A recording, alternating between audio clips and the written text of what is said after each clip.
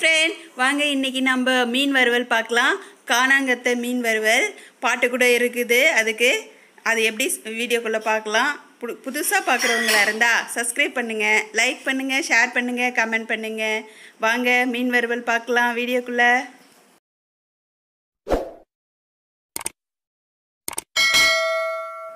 ஒரு தட்டை எடுத்துக்கிட்டு ஒரு ஸ்பூன் மிளகாய்த்தூள், கார்ன்ஃப்ளவர் 2 ஸ்பூன் சேர்த்துக்கோங்க.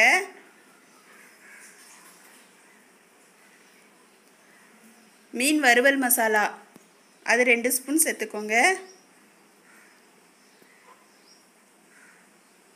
எலுமிச்சம்பழம் பாதி போதுங்க. அந்த கொட்டையை எடுத்துட்டு சாறு மட்டும் பிழிஞ்சு விட்டுக்கோங்க. இப்போ இதெல்லாம் சேர்த்து நல்லா மிக்ஸ் பண்ணிக்கோங்கப்பா.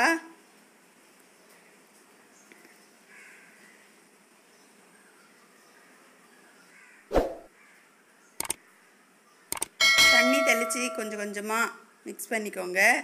ரொம்ப தண்ணியாக மிக்ஸ் பண்ணிடாதீங்க, பார்த்துக்கோங்க. கொஞ்சம் திட்டமாக இருக்கணும்.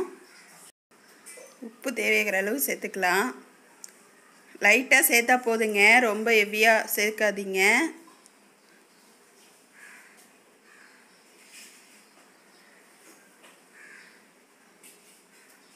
நல்லா இது போல் மிக்ஸ் பண்ணிக்கோங்க. பாருங்கள், இந்த பதம் போதும்.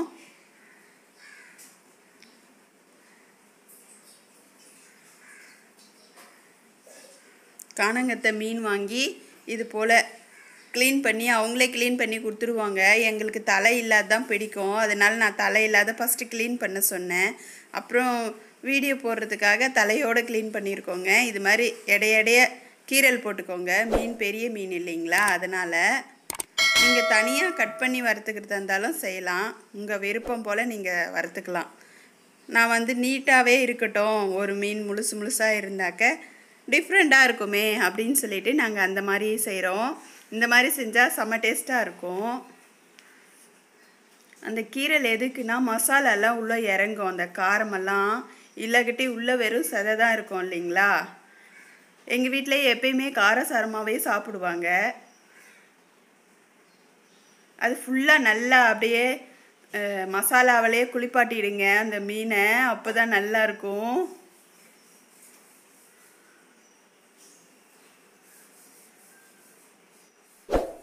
எல்லாம் 3 மீனுமே அதே மாதிரி.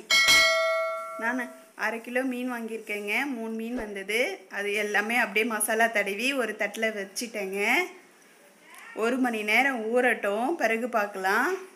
1 மணி நேரம் ஊறிடுச்சிங்க. அப்புறம் நம்ம ஒரு கடாயில் எண்ணெய் ஊற்றி வச்சுக்கலாம்.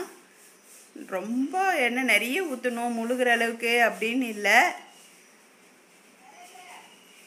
ஒரு 3 ஸ்பூன் 4 ஸ்பூன் ஊற்றினா போதுங்க. அது பரப்புற அளவுக்கு அது ஊற்றிட்டு அதை ஒன்று ஒன்றா எடுத்து கரெக்டாக பொசிஷனாக வச்சிடுங்க.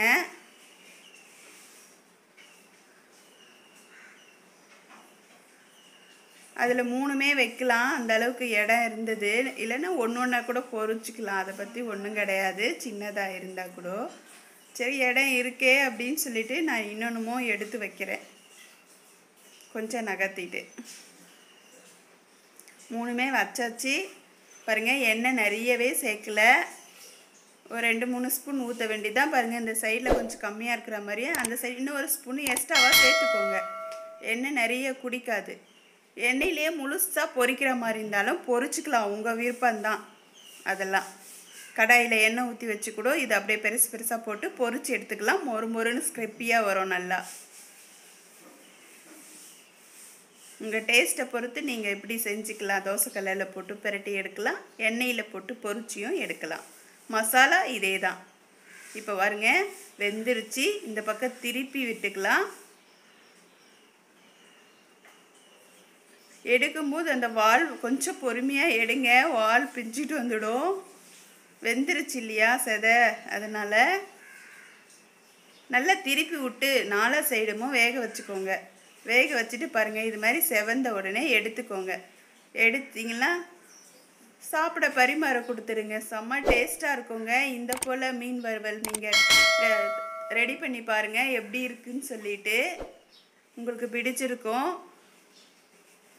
இந்த மீன் வறுவல் பிடிச்சிருந்தா ஒரு லைக் போடுங்க, கமெண்ட் பண்ணுங்க. தேங்க்யூ.